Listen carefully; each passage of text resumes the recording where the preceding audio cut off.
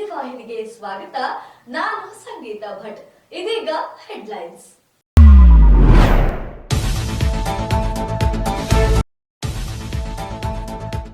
ಸ್ಪರ್ಧಿಗಳಿಗೆ ಕಿಚ್ಚನ ಕೈರುಚಿಯ ಭಾಗ್ಯ.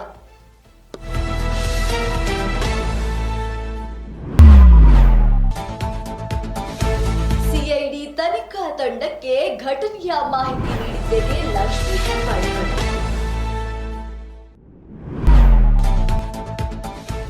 ಜನರ ಆಕ್ರೋಶ 2 ದಿನ ಅಷ್ಟೇ, ಎಚ್ಡಿಕೆ ಎಚ್ಚರಿಕೆಯ ಹೇಳಿಕೆ.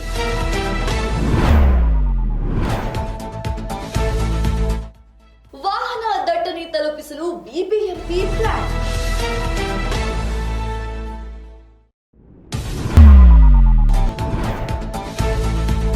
ಬಿಜೆಪಿಯವರಿಂದ ಪುರುಷ ಪ್ರಯಾಣಿಕರಿಗೆ ಗುಲಾಬಿ ಹೂವು ನೀಡಿ ಧರಣಿ.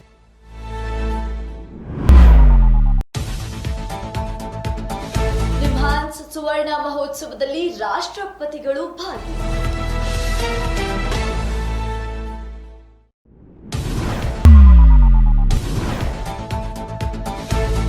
ಆರ್ ಅಶೋಕ್ ಹಾಗೂ ಪೊಲೀಸ್ ಅಧಿಕಾರಿಗಳ ನಡುವೆ ಜಟಾಪಟಿ.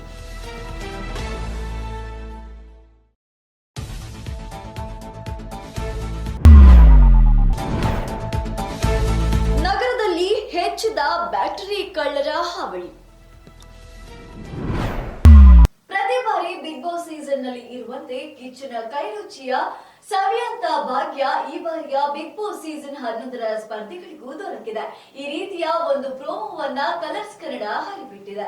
ಬಿಗ್ ಬಾಸ್ ಕನ್ನಡ ಶೋ ಅತಿ ಹೆಚ್ಚು ಟಿಆರ್ಪಿ ಗಳಿಸಿ ಮುನ್ನುಗ್ಗುತ್ತಿದ್ದು ಕೆಲವೇ ದಿನಗಳಲ್ಲಿ ಫೈನಲ್ ಹಂತ ತಲುಪಲಿದೆ.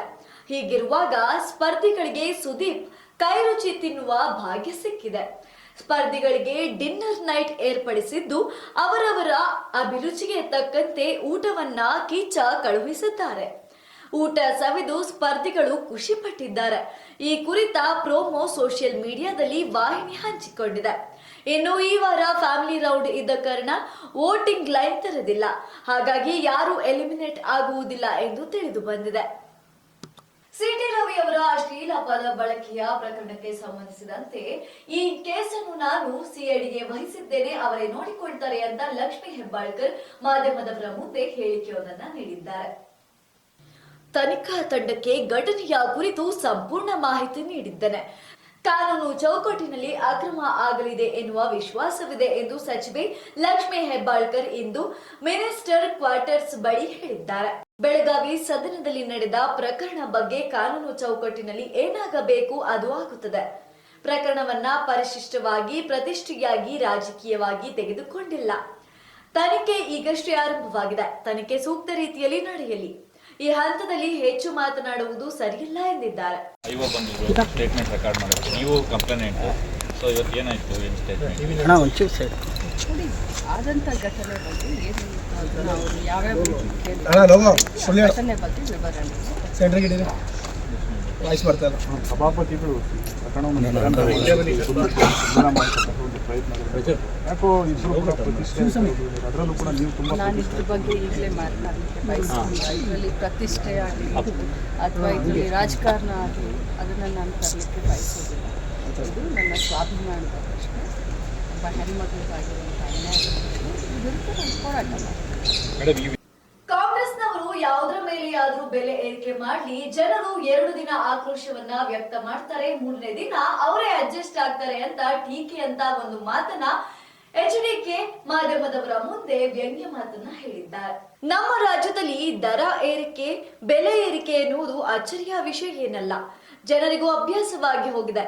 2 ದಿನ ಆಕ್ರೋಶ ವ್ಯಕ್ತಪಡಿಸಿ 3ನೇ ದಿನ ಮರೆತು ಹೋಗಿ ಪ್ರಮಾಣ ದರ ಏರಿಕೆಗೆ ಅಡ್ಜಸ್ಟ್ ಆಗ್ತಾರೆ. ಇದು ನೈಜ ಪರಿಸ್ಥಿತಿ ಎಂದು ಕೇಂದ್ರ ಸಚಿವ ಎಚ್ಡಿಕೆ ಕುಮಾರಸ್ವಾಮಿ ಜೆಪಿ ನಗರ ನಿವಾಸದ ಬಳಿ ಇಂದು ಬೇಸರ ವ್ಯಕ್ತಪಡಿಸಿದ್ದಾರೆ.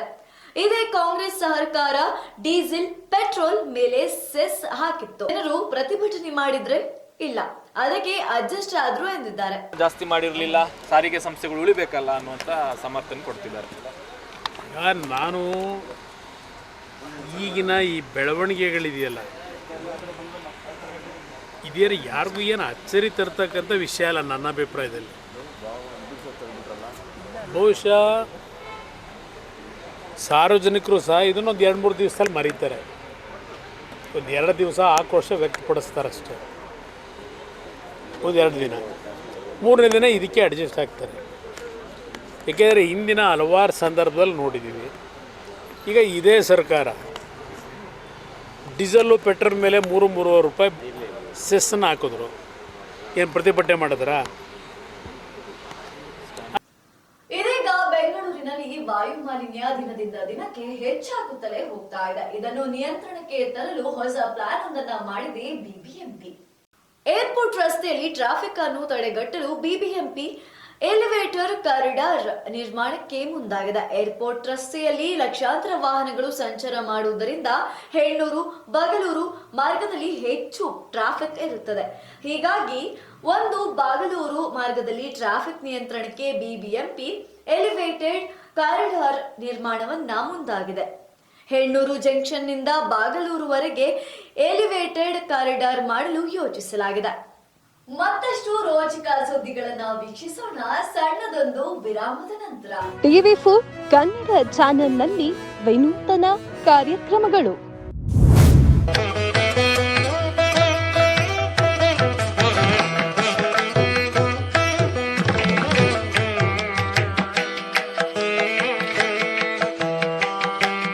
ನಿಮ್ಮ ದೇವಸ್ಥಾನದ ಬಗ್ಗೆ ಸಂಪೂರ್ಣ ಮಾಹಿತಿ ನೀಡುವ ಕಾರ್ಯಕ್ರಮ ದೇಗುಲ ಮಹಿಮೆ.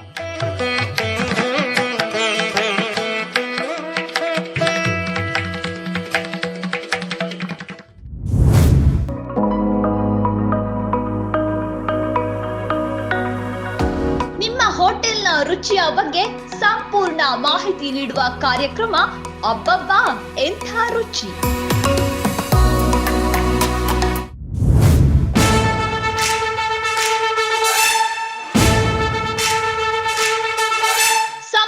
ಸೇವಕರ ಬಗ್ಗೆ ಜನತೆಗೆ ತಿಳಿಸುವ ಕಾರ್ಯಕ್ರಮ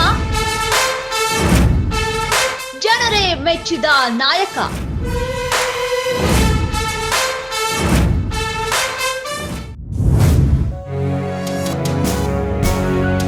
ಕನ್ನಡ ಚಲನಚಿತ್ರಗಳ ಬಗ್ಗೆ ಸಂಪೂರ್ಣ ಮಾಹಿತಿ ನೀಡುವ ಕಾರ್ಯಕ್ರಮ ಫಿಲ್ಮಿ ಚಿಟ್ ಚಾಟ್.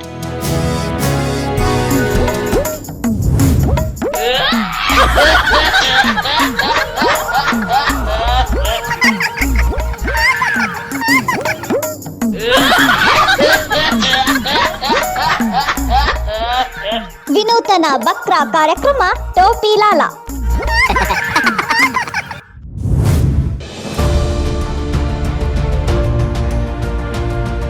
ನೇರ ಜನರ ಮಾತು TV4 ಕನ್ನಡ ಚಾನೆಲ್ನೊಂದಿಗೆ ವಿಶೇಷ ಕಾರ್ಯಕ್ರಮ ಪಬ್ಲಿಕ್ ರೌಂಡ್ ಅಪ್. ನಿತ್ಯ ನಿಜ ನಿರಂತರ ತಾಜಾ ಸುದ್ದಿಯೊಂದಿಗೆ ನಿಮ್ಮ TV4 ನ್ಯೂಸ್ ಚಾನೆಲ್.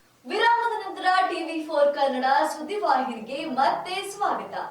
ಬಸ್ಸಿನಲ್ಲಿ ಓಡಾಡುವಂತಹ ಪುರುಷ ಪ್ರಯಾಣಿಕರನ್ನ ಕರೆದು ಅವರಿಗೆ ಹೂವನ್ನು ನೀಡುವ ಮೂಲಕ ಬಿಜೆಪಿಯವರು ಹೊಸ ರೀತಿಯಲ್ಲಿ ಧರಣಿಯನ್ನ ಮಾಡಿದ್ದಾರೆ. ಬಸ್ ಪ್ರಯಾಣ ದರ ಏರಿಕೆ ಮಾಡಿರುವ ರಾಜ್ಯ ಕೇಂದ್ರ ಸರ್ಕಾರದ ವಿರುದ್ಧ ಬಿಜೆಪಿ ವತಿಯಿಂದ ವಿನೂತನ ಮಾದರಿಯಲ್ಲಿ ಪ್ರತಿಭಟನೆ ನಡೆಯಿತು. ಪ್ರತಿಭಟನೆ ನೇತೃತ್ವವನ್ನ ಪ್ರತಿಪಕ್ಷ ನಾಯಕ ಆರ್ ಅಶೋಕ್ ವಹಿಸಿಕೊಂಡಿದ್ದು, ಇಂದು ಮೆಜೆಸ್ಟಿಕ್ನ ಕೆಂಪೇಗೌಡ ಬಸ್ ನಿಲ್ದಾಣದಲ್ಲಿ ಪ್ರತಿಭಟನೆ ನಡೆದಿದೆ. ವಿಧಾನ ಪರಿಷತ್ ವಿರೋಧ ಪಕ್ಷದ ನಾಯಕ ಛಲವಾದಿ ನಾರಾಯಣ ಸ್ವಾಮಿ ಸೇರಿದಂತೆ ಇತರರು ಭಾಗಿಯಾಗಿದ್ದರು. ಈ ವೇಳೆ ಉಪಮುಖ್ಯಮಂತ್ರಿಯವರ ಮುಖವಾಡ ಧರಿಸಿ ಪುರುಷ ಪ್ರಯಾಣಿಕರಿಗೆ ಗುಲಾಬಿ ಹೂವು ನೀಡಿದರು. ಪಾಪ ಅವರ ಪರವಾಗಿ ನಾವು ಕ್ಷಮೆ ಕೇಳ್ತಾ ಇದ್ದೀವಿ. ನಾವೆಲ್ಲ ಬಿಜೆಪಿ ನಾವು ಸಪೋರ್ಟ್ ಮಾಡಿದ್ದೀವಿ.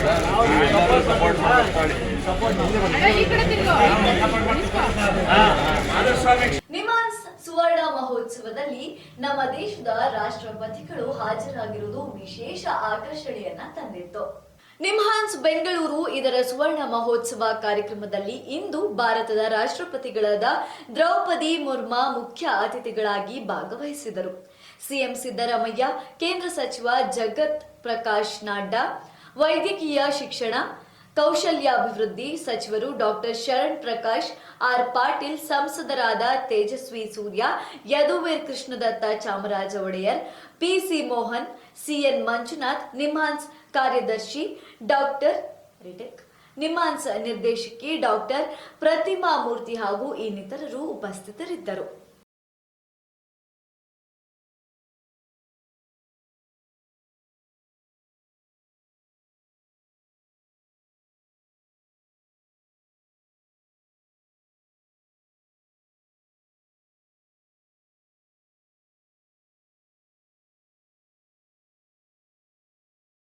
ಅಶೋಕ್ ರವರ ನೇತೃತ್ವದಲ್ಲಿ ಮೆಜೆಸ್ಟಿಕ್ ನಲ್ಲಿ ಇಂದು ಪ್ರತಿಭಟನೆ ನಡೆಯುತ್ತಿತ್ತು. ಈ ವೇಳೆ ಅಶೋಕ್ ಹಾಗೂ ಪೊಲೀಸರ ನಡುವೆ ವಾಗ್ವಾದ ಹಾಗೂ ಜಟಾಪಟಿ ನಡೆದಿದೆ. ಇಂದು ನಗರದ ಮೆಜೆಸ್ಟಿಕ್ ನಲ್ಲಿ ಬಿಜೆಪಿ ನಾಯಕರಿಂದ ನಡೆಯುತ್ತಿರುವ ಪ್ರತಿಭಟನೆಯಲ್ಲಿ ವಿಪಕ್ಷ ನಾಯಕ ಅಶೋಕ್ ಭಾಗಿಯಾಗಿದ್ದರು. ಈ ವೇಳೆ ವಿಪಕ್ಷ ನಾಯಕ ಅಶೋಕ್ ಹಾಗೂ ಪೊಲೀಸ್ ಅಧಿಕಾರಿಗಳ ನಡುವೆ ಜಟಾಪಟಿ ನಡೆದಿದೆ. ರೈಟಿಂಗ್ ನಲ್ಲಿ ಪ್ರತಿಭಟನೆ ಮಾಡಬಾರದು ಅಂತ ಕೊಡಿ, ಸರ್ಕಾರ ಇದೇ ಇರೋದಿಲ್ಲ, ನಾಟಕ ಆಡ್ತಿದ್ದೀರಾ ನೀವು, ಪೊಲೀಸರಿಗೆ ಅಶೋಕ್ ಎಚ್ಚರಿಕೆ ನೀಡಿದರು.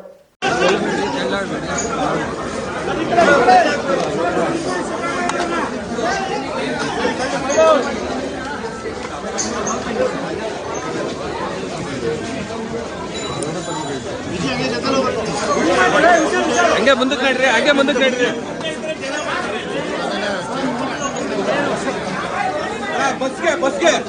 ಸರಗಳ್ಳರಾಯ್ತು, ಚಪ್ಪಲಿ ಕಳ್ಳರಾಯ್ತು. ಇದೀಗ ನಿಲ್ಲಿಸಿದ್ದಂತಹ ಗಾಡಿಯ ಬ್ಯಾಟರಿ ಕಳ್ಳತನ ಮಾಡುವಂತಹ ಹಾವಳಿ ರಾಜಾಜಿನಗರದಲ್ಲಿ ಅತಿ ಹೆಚ್ಚಾಗಿ ಕಂಡು ಬಂದಿದೆ. ಬೆಂಗಳೂರಿನಲ್ಲಿ ಬ್ಯಾಟರಿ ಕಳ್ಳರ ಹಾವಳಿ ಹೆಚ್ಚಾಗಿದೆ. ರಸ್ತೆ ಬದಿ ನಿಲ್ಲಿಸಿದ್ದ ದ್ವಿಚಕ್ರ ವಾಹನಗಳ ಬ್ಯಾಟರಿ ಕಳವು ಮಾಡಿದ್ದಾರೆ. ರಾಜಾಜಿನಗರದ ಠಾಣಾ ವ್ಯಾಪ್ತಿಯ ಗಾಯತ್ರಿ ನಗರದಲ್ಲಿ ಘಟನೆ ನಡೆದಿದೆ. ಡಿಯೋ ಗಾಡಿಯಲ್ಲಿ ಬಂದ ಇಬ್ಬರಿಂದ ಕೃತ್ಯ ನಡೆದಿದೆ. ಆರೋಪಿಗಳ ಕಳ್ಳತನದ ದೃಶ್ಯ ಸಿಸಿಟಿವಿಯಲ್ಲಿ ಸೆರೆಯಾಗಿದ್ದು, ಇಂದು ರಾಜಾಜಿನಗರ ಪೊಲೀಸ್ ಠಾಣೆಯಲ್ಲಿ ಪ್ರಕರಣ ದಾಖಲಾಗಿದೆ.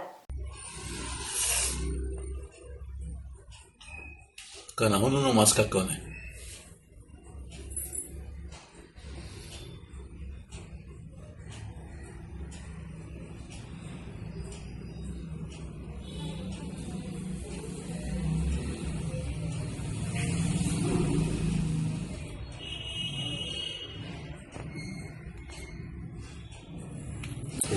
ಬೇಜಾನು ಗಾಡಿ ತುಂಬಾ ಐತೆ ಕಣೋ. ಅದೇ ಹೇಳ್ತಾರದು, ಚೀಲನೇ ಇಕ್ಕೊಂಬಿಟ್ಟವ್ರು ನನ್ನ ಮಕ್ಕಳು.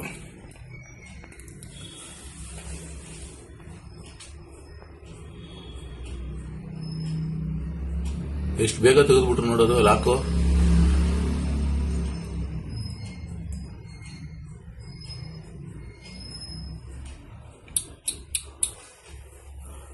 ಇವೆಷ್ಟು ಇವತ್ತಿನ ಪ್ರಮುಖ ಸುದ್ದಿಗಳು. ನಿತ್ಯ ನಿಜ ನಿರಂತರ ಸುದ್ದಿ ಹಾಗೂ ಮನೋರಂಜನೆಗೆ ವೀಕ್ಷಿಸಿ ಟಿವಿ4 ಕನ್ನಡ ಸುದ್ದಿವಾಹಿನಿ. ನಾನು ಸಂಗೀತಾ ಭಟ್.